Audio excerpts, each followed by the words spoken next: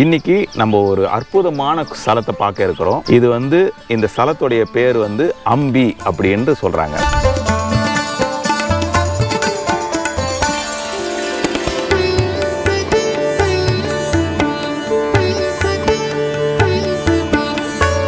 ஓம் நம சிவாய. இந்த கோயிலுக்கு வந்தப்புறம் தான் அந்த 50,000 சப்ஸ்கிரைபர்ஸ் ரீச் ஆயிருக்காங்கன்றது செய்தி வந்தது. ஸோ இந்த கோயில் ரொம்ப சிறப்பு வாய்ந்த ஸ்தலம்னு அப்பயே புரிஞ்சு போச்சு. அற்புதமான சுயம்பு லிங்கத்தை நம்ம பார்த்துட்டு இருக்கோம். இப்படிப்பட்ட அற்புதமான ஸ்தலத்துக்கு நீங்க வரணும். ஏன்னா அமைதியா இருக்கு. இங்க உட்கார்ந்து நம்ம தியானம் பண்ணாலே நமக்கு வேண்டியது கிடைக்கும். மன நிம்மதி வேண்டுபவர்கள் பெரிய சேத்தனங்களுக்கு போய் மனசை இது பண்ணிட்டு அல்லாம பட்டிட்டு வரத்துக்கு பதிலா இந்த மாதிரி சின்ன சின்ன சேத்தனங்களுக்கு சரிங்க மன நிம்மதியோட சுவாமி தரிசனம் பண்ணா இந்த சேத்திரத்தோட மகிமையினால அவங்களுக்கு நல்ல இது உண்டாகும்.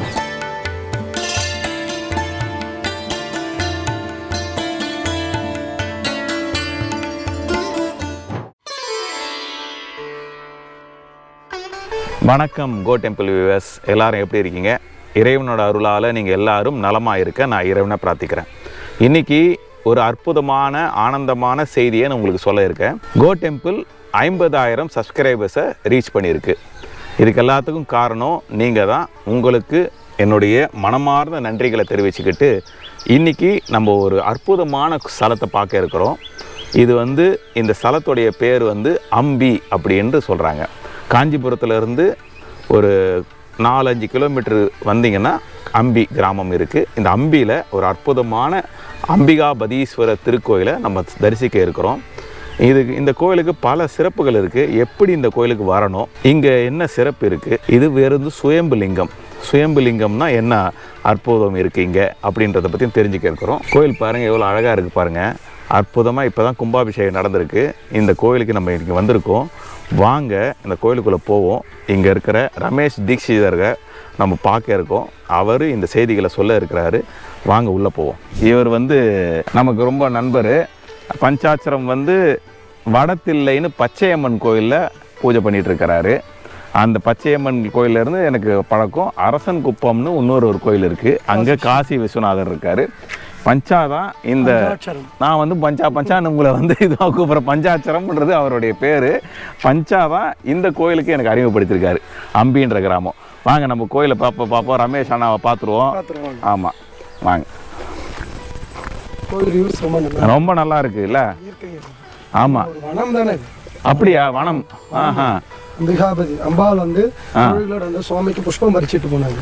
ஓஹோ, சரி சரி சரி சரி. ஓகே ஓகே, சரி சரி சரி. இப்போ அந்த காஞ்சிபுரத்துலேருந்து புறப்பட்டு அந்த பச்சையம்மன் அந்த கதை தான் இல்லைங்களா? Okay okay. இங்க வனத்துல சுவாமி புஷ்பம் பறிச்சுமாரு. இத பத்தி தெளிவா நம்ம அண்ணா சொல்லுவாரு. வாங்க. ஆமா ஆமா ஆமா. இந்த கோயில் கீழ் அம்பி அப்படின்ற கிராமத்துல. Okay okay. அது காஞ்சிபுரத்துல இருந்து ஒரு 5 கிலோமீட்டர். சரி சரி. இதுக்கு அது மேற்கால பார்த்தீங்கன்னா வடக்கால பார்த்தீங்கன்னா நேஷனல் பெங்களூர் அங்கேஸ்வரம். சரி சரி. இந்த கிழக்கு பக்கம் பார்த்தீங்கன்னா திண்டிவனம் பைபாஸ். சரி சரி. அங்கேருந்து 1 கிலோமீட்டர் உள்ள வரணும். சரிங்க, வாங்க உள்ள போகலாம். வாங்க.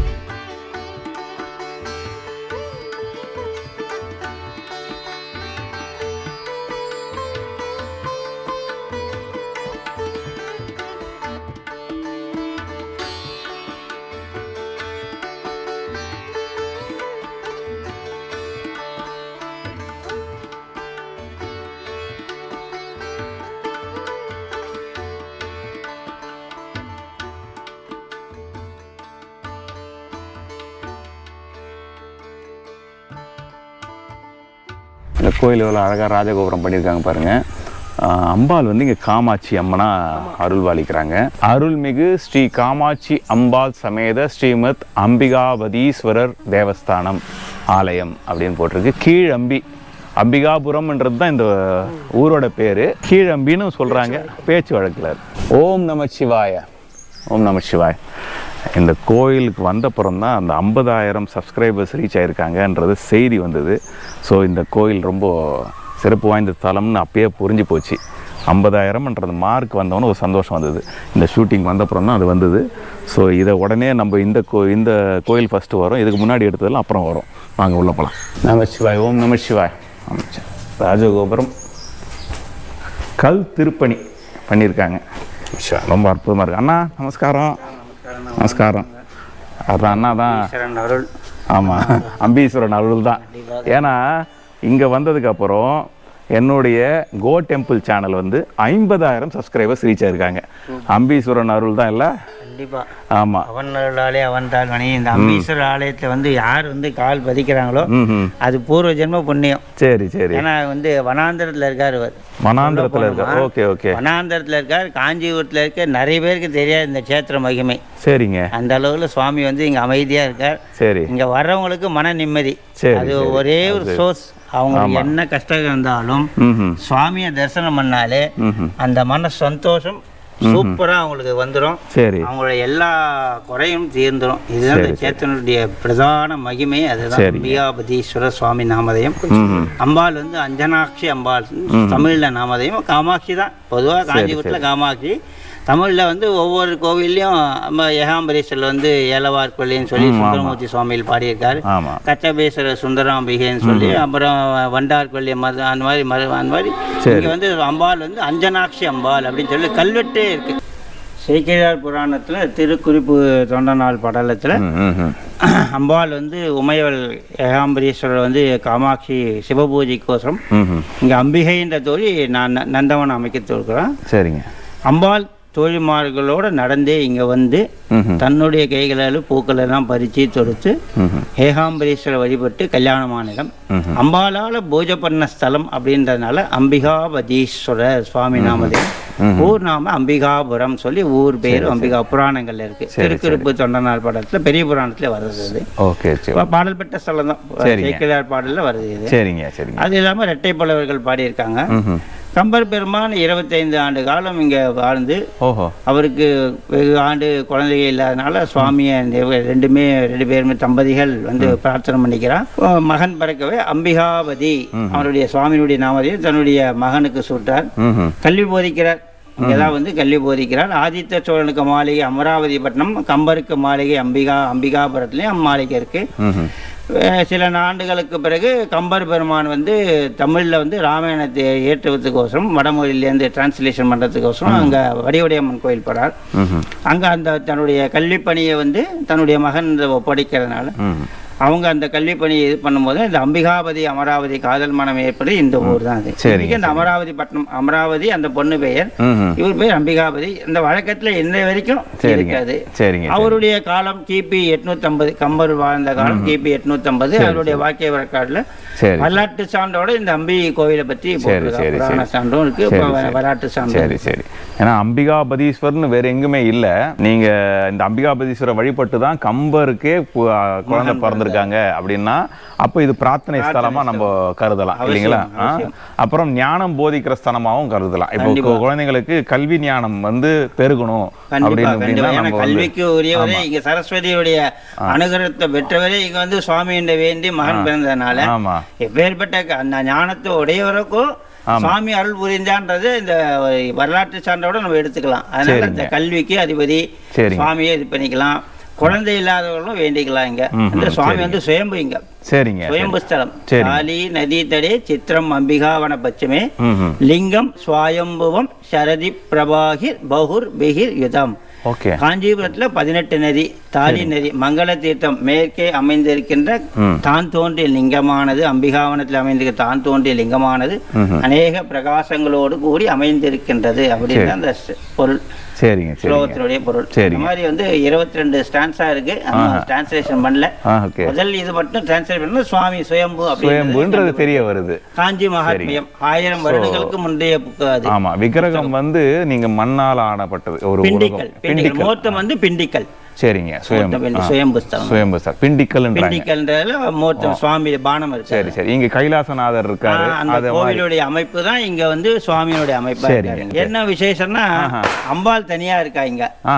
காஞ்சிபுரத்துல நம்ம வந்து சேத்திர மகிமை என்ன அப்படின்னா சுவாமி அம்பாள் சேர்ந்து இருக்க இடம். சரிங்க. அம்பாள் வரம்பேந்தி என்றும் இணைவெறியா வரம்பேந்தி சோமாஸ்கந்த மூர்த்தியா சுவாமி அம்பாள் மூலாலயத்திலே இருப்பா. சரிங்க. ஆனா அம்பியில மட்டும் அம்பாள் அம்பாளை தான் அஞ்சனாட்சி காமாட்சி தேவி வந்து தேவி அவன் அம்பிகைன்ற தோழிக்கோசம் இங்க 2 நாளைக்கு இருந்தாலாம். சரி சரி. அதனால வந்து இங்க தனி சன்னதியா இங்க பிரத்யேகமா தெற்க பார்த்து இங்க நின்ற கோலத்துல சதுரஸ்தத்துல அம்பாள் இங்க இருக்கா. அஞ்சனாட்சி அம்பாள்னு சொல்லி இப்போ ரீசெண்டா கல்வெட்டுல கண்டுபிடிச்சிருக்கோம். அம்பாளுடைய தமிழ் நாமதையும் அஞ்சனாட்சி, காமாட்சி பொதுவா அந்த சான்ஸ்கிரிட்ல வருது, பொது காமாட்சின்னு சொல்றது காஞ்சிபுரம். சரிங்க.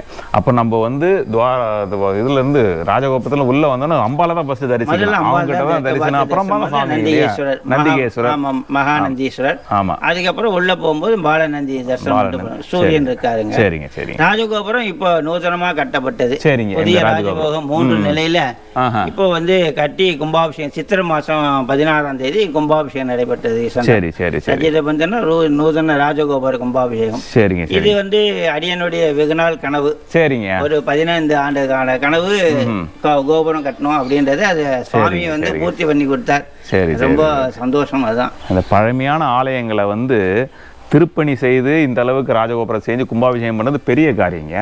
ராஜாக்கள் செய்யக்கூடிய காரியத்தை நீங்க பண்ணிருக்கீங்க. ஒரு அவரோட உத்தரவு இல்லைங்க.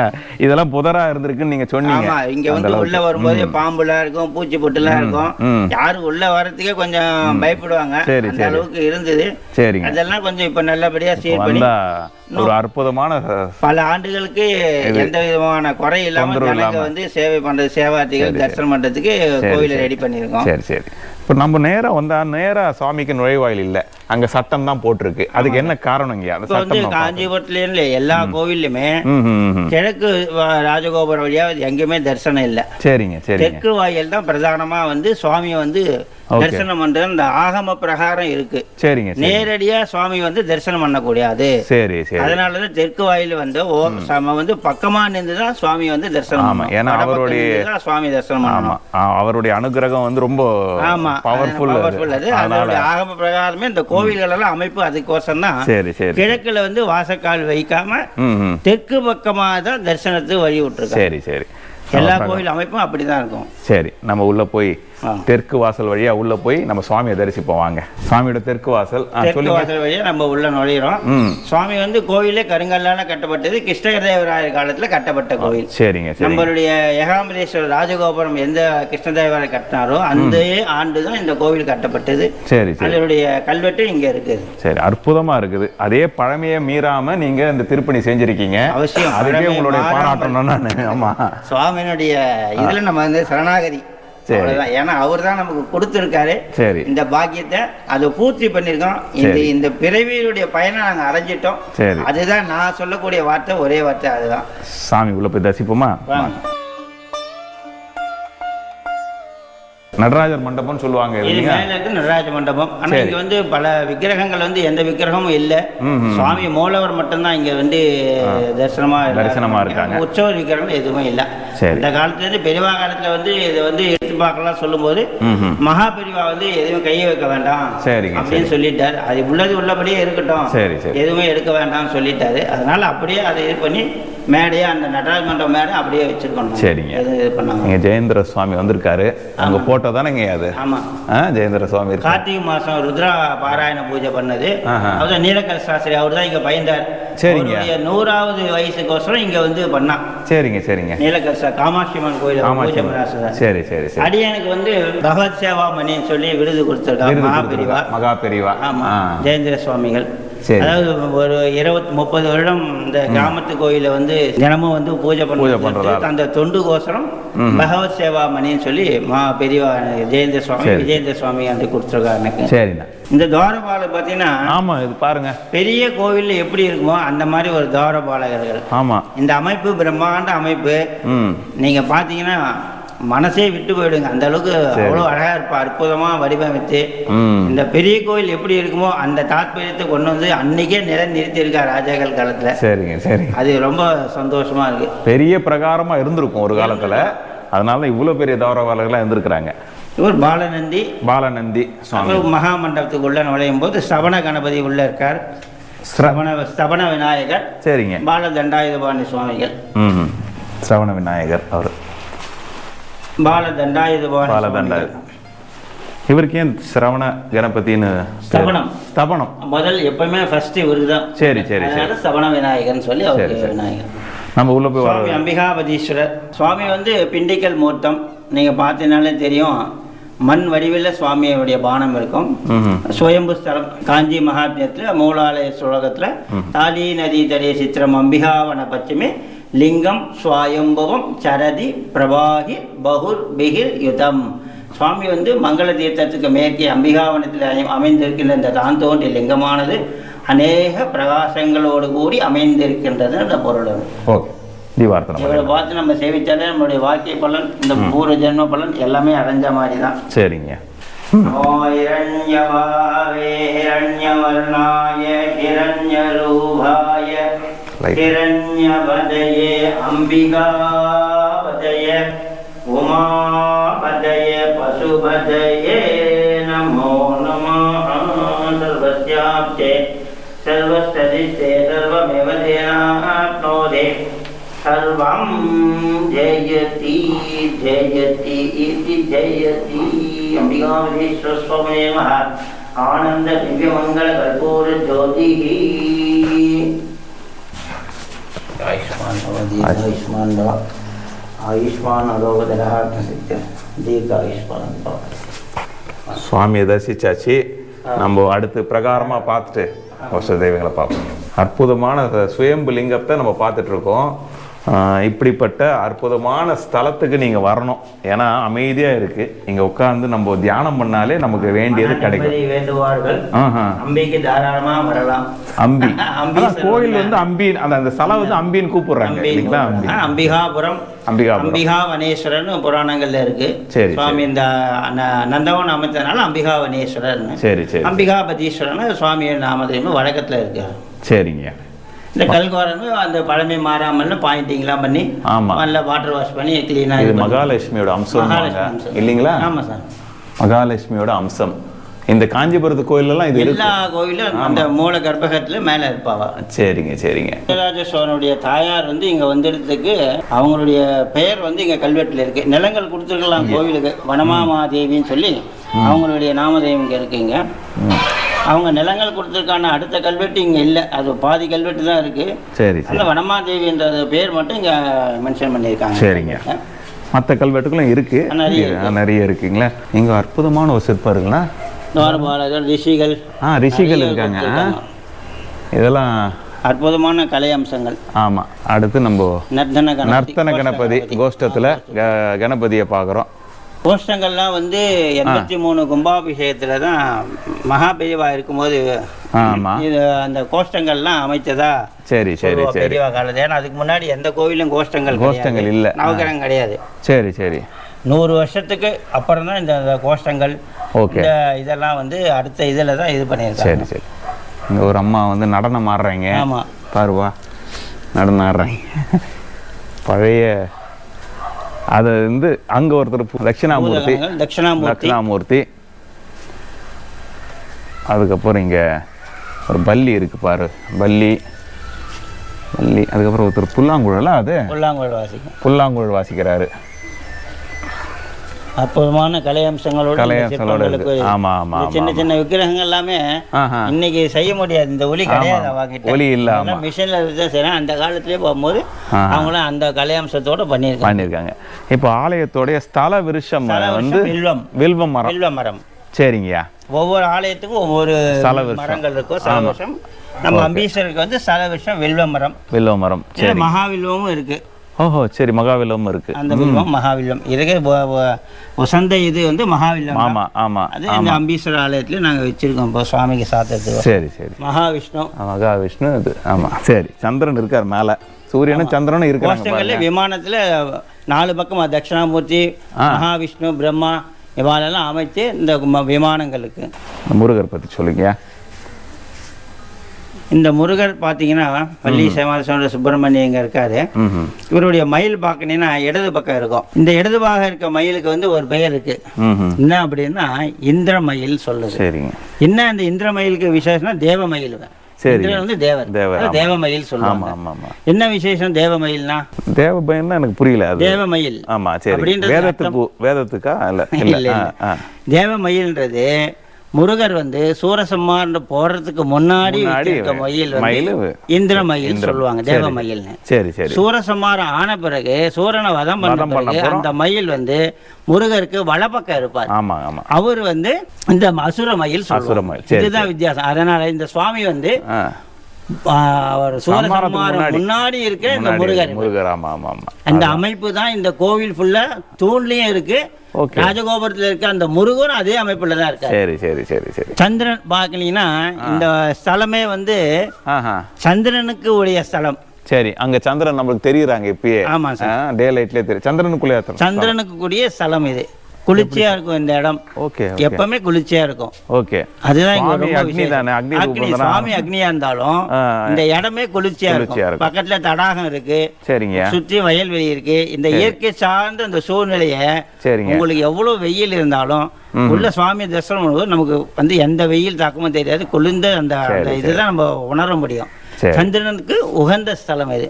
அதனால சந்திரனுடைய ஏதாவது இது இருந்ததுன்னா அவங்க வந்து இங்க சுவாமியில வந்து வேண்டிக்கலாம். ஜாதகத்துல கோளாறு இருக்கும் சொல்றா இல்லையா, சந்திரன் நீசமா இருக்கும்போது எந்த பலன் இருக்காதுன்னு சொல்றா இல்லையா, அவ வந்து தரிசனம் பண்ணலாம். சுவாமியை தரிசனம் பண்ணா அவளுக்கு நல்ல பலன் கிடைக்கும். அது சரிங்க. வாங்க அம்பால பார்ப்போம். சூரியனும் தெரியுறாரு, சந்திரனும் தெரியுறாரு. அதான் இன்னைக்கு விசேஷம். அங்க சூரியன் தெரியுறாரு, மேல வந்து சந்திரனும் தெரியுறாரு. ரெண்டு பேருமே காட்சி அந்தி மாலை நேரத்துல சுவாமியை தரிசிச்சுட்டு இருக்காங்க ரெண்டு பேருமே. அந்த நேரத்துல நம்ம இருக்கிறோம். ஒரு அற்புதமான பாக்கியம் இங்க. சண்டிகேஸ்வரர். சண்டிகேஸ்வரம் பாத்தீங்கன்னா புராதனமான சண்டிகேஸ்வரர். உள்ள வாங்க போய் பார்ப்போமா. இவர் தான் பிண்டிக்கல். சுவாமியே எப்படி இருக்காரோ அதே சண்டிகேஸ்வரம் 1000 வருஷத்துக்கு முன்னாடி இருக்கான்ற சுவாமி அவர். சரி சரி சரி. உருவமே இல்லாம இருப்பார் பாருங்க. எப்படி அந்த மண் சுதையில் சிற்பத்தோட இருப்பார் பாருங்க. சரி சரி சரி சரி. பின்னாடி இருக்காரு. ஆமா, அவர் தான் புராதனமான சண்டிகேஸ்வரர். பின்னாடி இருக்கிறவர் பிண்டிக்கல் மூர்த்தி. 1000 வருஷத்துக்கு மேற்பட்ட அந்த சுவாமி விக்கிரகம் இது சண்டிகேஸ்வரர். இப்போ வந்த விக்கிரகம் இப்ப வச்சது கும்பாபிஷேகத்துக்கோசம். சரி சரி. சண்டிகேஸ்வரர் நம்ம வந்து போய் டிஸ்டர்ப் பண்ண கை தட்டுறோம், இதெல்லாம் செய்யறோமே. சண்டிகேஸ்வரர் எதுக்காக வச்சிருக்காங்க? அவர் வந்து சண்டிகேஸ்வரர் வந்து சுவாமியை வந்து எப்பவுமே தியானத்துல இருப்பார். சரிங்க. அவர் எப்பவுமே ஆழ்ந்த தியானத்துல சுவாமியை நம்மளுடைய சிவமந்திரத்தை சொல்லிட்டு இருப்பார். அவரை வந்து நாம வந்து டிஸ்டர்ப் பண்ணக்கூடாது. சரிங்க. அதனால வந்து நம்ம சுவாமியினுடைய விபூதி பிரசாதத்தை அதை தவிர நம்ம எதுவும் எடுத்துன்னு போல அப்படின்றத அவர்கிட்ட காமிக்கிறோம். கையை வராச்சு காமிக்கிறோமே தவிர கையை தட்டணும்னு அவசியம் இல்லை. இப்படி தட்டுவாங்க. அந்த தட்டணும்னு அவசியம் இல்லை. நான் எதுவும் எடுத்துட்டு போல, எதுவும் சுவாமின்னு அந்த விபூதி தவிர நான் எதுவும் எடுத்துட்டு போல அப்படின்றத காமிக்கிறதுக்கோசம் தான் அந்த கையை தடவிட்டு போவாங்க. சரிங்க. 2 கையும் தடவுனா கையில விபூதி தான் பிரசாதம். அதை தவிர நான் எதுவும் எடுத்துன்னு போல அந்த சுவாமியில நம்ம விஞ்ஞாபிக்கிறோம். சரி சரி. அது வந்து கால இதுல வந்து அவருக்கு காது கேட்காது அப்படின்னு வந்து ஒரு தாத்பரியம் ஏதோ போயிட்டு கை தட்டி சொடக்கு போட்டு சாமி கும்பிடுறாங்க. சரிங்க. அது தவறான ஒரு செயல் அது. சரி, இனிமேல் நம்ம பக்தர்கள், கோ டெம்பிள் பக்தர்கள் கோயிலுக்கு போகும்போது இந்த விஷயத்தை நீங்க ஞாபகம் வச்சுக்கோங்க. சண்டிகேஸ்வரர் தியானத்துல இருக்கிறாரு, அவரை நம்ம வந்து டிஸ்டர்ப் பண்ணக்கூடாது. அவரை வந்து தியானத்திலேயே விட்டுறோம். நம்ம வந்து சுவாமி கிட்ட இருந்து எதுவும் எடுத்துட்டு போகலன்ற சர்வகாலம் அவர் சிவனையே நிந்தனையில இருக்காரு. அவர் சிவனடியே அவர் வந்து இது பண்ணியிருக்கறனால சரி அவரை வந்து நம்ம தொந்தரவு பண்ணக்கூடாதுன்ற ஒரு பட்சத்துல அவருக்கு வந்து நம்மளும் நம்ம சிவன் தவிர நம்ம அவரோட சொத்து வேற எதுவும் கிடையாது சரி அப்படின்ற அந்த சிவனுடைய பிரசாதத்தை தான் நாங்க கையில வச்சிருக்கோன்றதை காமிச்சிட்டு போறோம். அவ்வளவுதான். வேற ஒன்றும் ரொம்ப நல்ல அடியார்கள்லாம் இனிமேட்டு பக்தர்கள்லாம் சுவாமியில வந்து சண்டிகேஸ்வரர் வந்து கை தட்டவோ சொடக்கு போடணும்னு அவசியம் இல்லை. அவரை கை கூப்பி வேண்டிட்டு போகலாம். வேற ஒன்றும் பண்ணுவாங்க. சரிங்க. துர்கை. விஷ்ணு துர்கையா? விஷ்ணு துர்கை. சரிங்க. நவராத்திரியில் அம்பாளுக்கும் விஷ்ணு துர்கைக்கும் அலங்காரம் பண்ணி சரிங்க சிறப்பாக பண்ணுவோம் நான் அந்த 9 நாட்கள். சரி, அம்பாளை பார்த்துருவோம். இங்க அம்பாளுக்கு சண்டிகேஸ்வரி. சண்டிகேஸ்வரர் அம்பாளுக்கு சண்டிகேஸ்வரி. நம்ம பெரிய கோயில பார்க்க முடியாது. காரணம் என்னன்னா போட்டு அடைச்சி வச்சிருப்பாங்க. சரி சரி சரி. அம்பாளை சுத்தி நம்ம வரும்போது சேவிக்க முடியாம கிரில் கேட் எல்லாம் போட்டு அடைச்சி வச்சிருப்பாங்க. பெரிய பெரிய கோயில், பெரிய பெரிய சேத்திரங்கள்ல. இப்பதான் இது சின்ன சேத்திரங்கள்ல மட்டும்தான் நம்ம பார்க்க முடியும். சண்டிகேஸ்வரி அம்பாள் சன்னதிக்கு வந்து அம்பாள் சன்னதி அம்மன் காமாட்சி அஞ்சனாட்சி அம்பாள் சமேத காமாட்சி.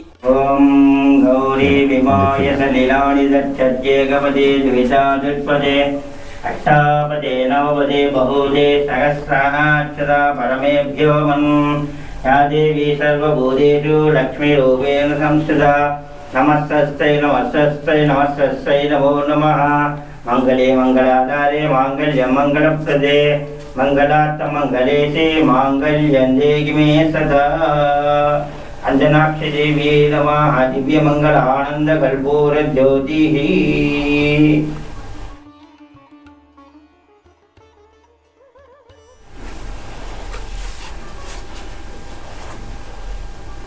எனக்கு மகன் இல்லாத குறையை தீர்த்து வச்சிருக்காங்க. பஞ்சாத்திரம் நம்ம பஞ்சான்றோம், அது பஞ்சாத்திரம். அம்பாள் வந்து ரொம்ப அற்புதமான சதுரத்தோட இந்த கோலத்தை தெற்க பார்த்து சன்னதி, தனி பிரத்யேக சன்னதி இங்க அம்பாளுக்கு. அதான் ஒரு விசேஷம். அம்பிகை இந்த தோழிக்கோசம் 2 நாளைக்கு இங்க இருந்ததுனால தனி சன்னதியா காஞ்சிபுரத்துல எல்லையில உட்பட்ட ஸ்தலத்துல முதல் ஸ்தலம் இந்த அம்பிகேஸ்வரர் ஸ்தலத்துல அம்பாள் தனியா இருக்கிறது ரொம்ப விசேஷம். கல்யாண சாப்தத்தை நிறைவேற்றுறாங்க. கண்டிப்பா அவசியம்.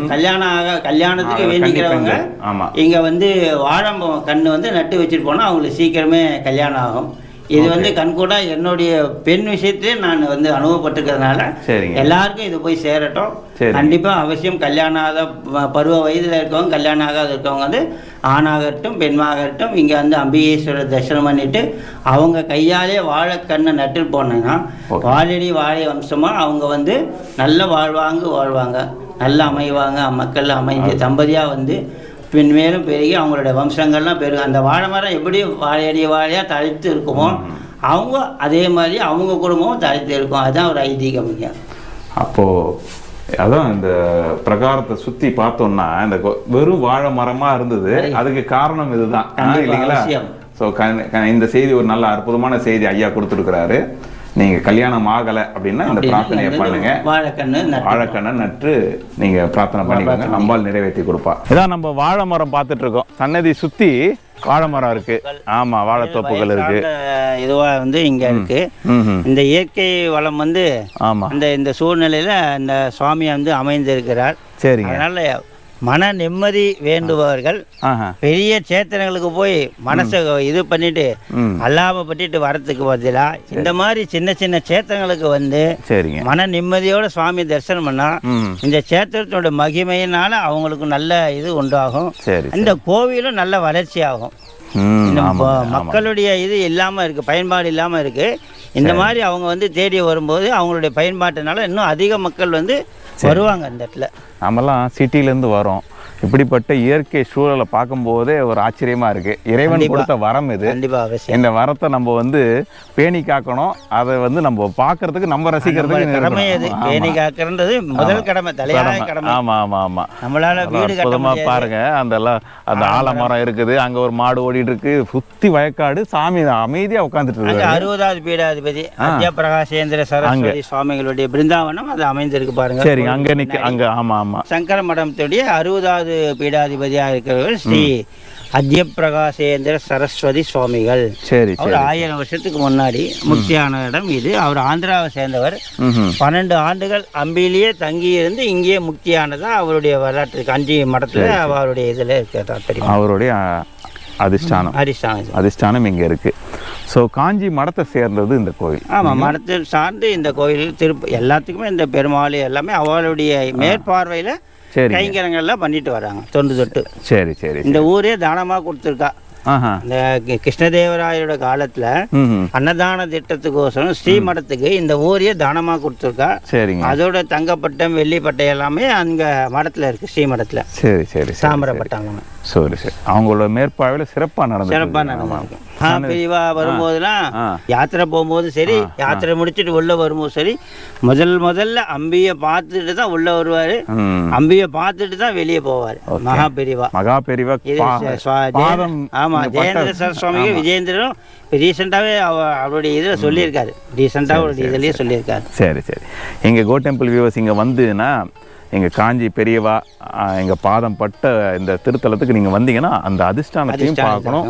அங்கே அமைதியாக தியானம் பண்ணிட்டு இறைவனுடைய குரு அருள், இறைவன் கட்சி அம்பீஸ்வரர் அருள் எல்லாம் பெருமாளுடைய பெற்று போகலாம்.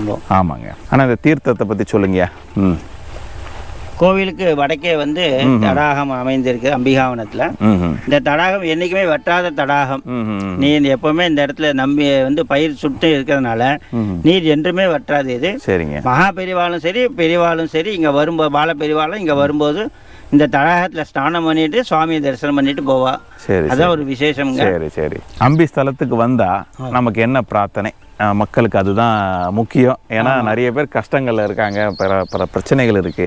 இதெல்லாம் தீர்வு காரணம்னா என்ன பிரார்த்தனை சொல்லுங்க. சுவாமிகிட்ட வந்து இந்த சேத்திரத்திலே நம்ம வந்து காலை வச்சாலே அதுவே அவளுக்கு உண்டான அத்தனை விதமான சகல விதமான இடர்பாடுகளை சுவாமி நீக்கிறார். ஏன்னா பேர்பட்ட மகிமை வாய்ந்த ஸ்தலம் தான் இந்த அம்பீஸ்வரர். சரி சரி. சாமி வரம் கொடுத்தாலும் பூசாரி வரம் கொடுக்கணும். ஏன்னா அந்த மாதிரி சூழ்நிலை இந்த கிராம கோயில்கள் எல்லாம் இருக்கு. சரி சரி. நாங்கெல்லாம் டைமுக்கு தான் வருவோம். சரி. ஏன்னா பல நூற்றாண்டுகள் நாங்கெல்லாம் வம்சமா பூஜை பண்ற காலத்துலேருந்து இன்னி வரைக்கும் சரி, நாங்க பூஜை பண்ணாலும் சாயங்காலம் வரைக்கும் இருந்தா கூட யாரும் வரமாட்டாங்க. சேவாத்தே இல்லாதனால நாங்கெல்லாம் வெளியேறிடுவோம். இந்த பூஜை காலத்துல மட்டும் இருந்து அதுக்கப்புறம் மற்ற வேலைகளுக்கோ சம்பாத்தியத்துக்கோசம் வெளியில போயிடுறதுனால அவங்க வந்து இங்க வரும்போது நாங்க இருந்தா அது பெரிய மகத்துவம் அவளுக்கு. அதுவே அவளுக்கு சாமி கொடுத்த வரமே. நம்ம அந்த கோட் டெம்பிள் வியூவர்ஸுக்கு உங்களுடைய தொலைபேசி என்ன கொடுத்துடுறோம். ஏன்னா அது கொடுத்துட்டோம்னா அவங்க உங்களோட தொடர்பு கொண்டுப்பாங்க. நீங்க இருக்கிறது காஞ்சிபுரம், நீங்க ஸ்தலம் உங்களுடைய ஸ்தலம் வந்து காஞ்சிபுரம். இந்த பூஜை நேரத்துல கொஞ்சம் முன்ன பின்ன இருந்து அவளை தரிசனம் பண்ணிக்கூடிய சூழ்நிலையை நாங்க உருவாக்கிப்போம். சரி சரி சரி. கண்டிப்பா. ஸோ நீங்க வந்து நீங்க அதை பண்ணி கொடுத்துருவீங்க. கண்டிப்பா. மற்றபடி இந்த கோயிலுக்கு எப்படி வரணும்? ஏன்னா சென்னையில இருந்து வந்தோம்னா காஞ்சிபுரம் வெள்ளை கேட்டை தாண்டினதுக்கு அப்புறமா அந்த ஒரு சின்ன ஜங்ஷன் வரும். அதை பற்றி கொஞ்சம் டீட்டெயிலாக சொல்ல முடியுமா? சொல்லுங்க. சென்னையிலேருந்து வர மக்களுக்கு வந்து பொன்னேரிக்கரை தாண்டி வெள்ளை கேட்டுக்கு வரணும். வெள்ளை கேட்டையும் தாண்டி அந்த பிரிட்ஜு ஏறி இறங்கின பிறகு ஒரு 1.5 கிலோமீட்டர்ஸில் வந்து கிருஷ்ணா காலேஜ்னு வரும். அந்த லெஃப்டில் திரும்பினீங்கன்னா திருச்சி புது பைபாஸ் அதில் உள்ளே வந்தீங்கனாலே வலது பக்கத்தில் ஒரு 1/2 கிலோமீட்டர்ல கோபுரம் தெரியும். சுவாமி தரிசனத்தை வரலாம். உள்ளே அது உள்ளுக்குள்ள ரோட்ல வந்தாலே வலது பக்கம் திரும்பினாலே நேராக அந்த அரிஷ்டானம் அந்த ரோடு பெருமாளை தாண்டி நம்ம சுவாமி தரிசனம். ஆமா, நீங்க வந்தீங்கனாலே இந்த மெயின் ரோட்ல இருந்து சாமி தெரிவார். ஆமா, அந்த அளவுக்கு ரொம்ப அற்புதமான மெயின் ரோடு அங்க இருக்குது. அதுதான் வெள்ளை மெயின் ரோடு. அது அதுல இருந்து பிரியும், பைபாஸ் பிரியும். அந்த பிரிட்ஜு கீழே வந்தீங்கன்னா பைபாஸ் சென்னை பெங்களூர் ஹைவேல இருந்து தெரியும். அடுத்த முறை வரும் இந்த பக்கம் போகும்போது நீங்க பார்க்கணும். காஞ்சிபுரத்துலேருந்து வரும்போது ஆற்காடு ரோட்ல இருக்கு. மடத்துலேருந்து ஆற்காடு ரோடு நேராக வந்தீங்கனாலே அந்த அம்பி தான் திருமலை காலேஜ் தானு இடது பக்கம் திரும்பினாலே நேராக இந்த உள் ரோடு வந்துடலாம். சரிங்க, ரொம்ப ஈஸியாக அடையாளம் கண்டுபிடிச்சிக்கலாம். உங்களுக்கு கூகுள் மேப் லிங்கையும் கொடுக்குறேன். நேரடியாக நீங்கள் இங்கே வந்துடலாம். சுலபமாக நீங்கள் வந்து இங்கே சுவாமியை பிரார்த்தனை செஞ்சு அவங்களுடைய ஆமாம் நிறைவேற்றணும். ஏன்னா மக்களுக்கு பல கஷ்டங்கள் இருக்குது. இந்த மாதிரி அமைதியான சூழலில் இருக்கிற சுவாமியை தரிசிச்சோன்னா அதிகமான அவங்களுக்கு பலனை எதிர்பார்க்கலாம். ஏன்னா பெரிய பெரிய கோயிலுக்கு போகிறாங்க, அங்கெல்லாம் நம்ம டைம் ஸ்பெண்ட் பண்றது ரொம்ப அப்படியே கொஞ்சம் நேரம் எல்லாமே. நானே பெரிய கோயில்ல தான் இருக்கேன். ஆமா, நீங்க ஏகாம்பரேஸ்வரர் வந்து இருக்கீங்க. ஆமா, பெரிய கோயில் எல்லாமே கமர்ஷியல் ஆயிடுச்சு. சரி சரி. நானே பெரிய கோயில்ல தான் இருக்கேன். ஏன் சொல்றேன் அப்படின்னா வரவங்களுக்கும் மன நிம்மதி இல்லை, எங்களுக்கும் பல வந்து சிரமங்கள் ஏற்படுறது. ஏன்னா வந்து எல்லாரும் மேன்மேலும் வந்து விழும்போது அவன் நிர்வாகம் வந்து பணம் சம்பாதிக்கத்தான் பார்க்குறா. யாரும் நிம்மதியா தரிசனம் பண்றது விட மாட்டேன்டா. ஆனா மன நிம்மதியை இழந்துதான் அவ போறா. சரி, சுவாமியும் சரியா சேவை பண்ண முடியாம அவ பாட்டுக்கு மனசு சங்கடப்பட்டு தான் போறா. அவளுக்கெல்லாம் ஒரு ஞாபகம். இந்த மாதிரி நிறைய கஷேத்திரங்கள் வந்து கிராமத்துல இருக்கு. அவ வந்து இந்த இடத்துல வந்து தரிசனம் பண்ணா, ஒவ்வொரு பிளான் பண்ணி வந்து தரிசனம் பண்ணிட்டு போனாங்கன்னா அவளோட வாழ்க்கையில மறுபடியும் வர தூண்டக்கூடிய கோயிலாக தான் இந்த மாதிரி கோயில்கள் எல்லாம் அமைந்திருக்கும். அனைத்து பக்த பெருமக்களுக்கும் ஒரு சின்ன விஞ்ஞாபனம். அம்பீஸ்வரர் ஆலயம் கிராமத்தில் இருக்க இந்த அம்பீஸ்வரலே தரிசனம் பண்ணாலே உங்களுடைய வாழ்க்கையில் இருக்கிற சகல விதமான சௌபாக்கியங்களை நீங்கள் பெற்று மன நிம்மதி, முக்கியமாக சொல்ல போனால் இந்த மன நிம்மதியை இங்கே வந்து இந்த சேத்திரத்தில் கண்டிப்பாக நீங்கள் வந்து பெறுவீங்க. அது வந்து உண்மை. வாருங்கள் அனைவரும். ஏகம்பத்துரை எந்தாய் போற்றி, பாகம் பெண் ஒருவனாய் போற்றி, காவாய் கனகத்தருளே போற்றி, கையிலே மலையானே போற்றி போற்றி.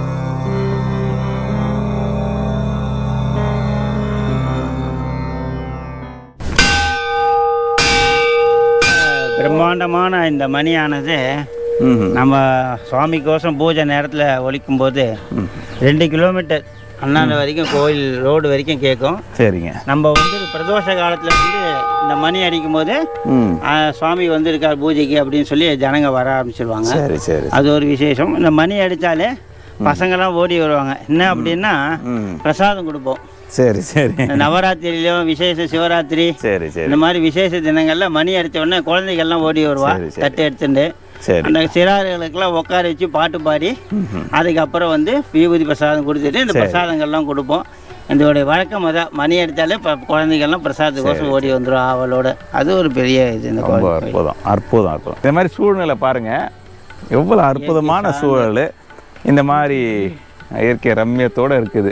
சுவாமி இந்த மாதிரி கோயிலை இந்த மாதிரி அனுபவிக்கிறதுன்னு இருக்குது. சுவாமி தரிசனம் ஒரு பக்கம் இருந்தாலும் இந்த கோயில் அந்த அந்த எப்படி கட்டியிருக்காங்க அந்த அந்த ஸ்தலத்தை நம்ம அனுபவிக்கணும். அந்த உட்கார ஒரு இதுலேயும் எனர்ஜி இருக்குங்க, பாசிட்டிவ் எனர்ஜி இருக்குது. அற்புதமான இந்த சூழலில் நம்ம இருக்கிறோம்.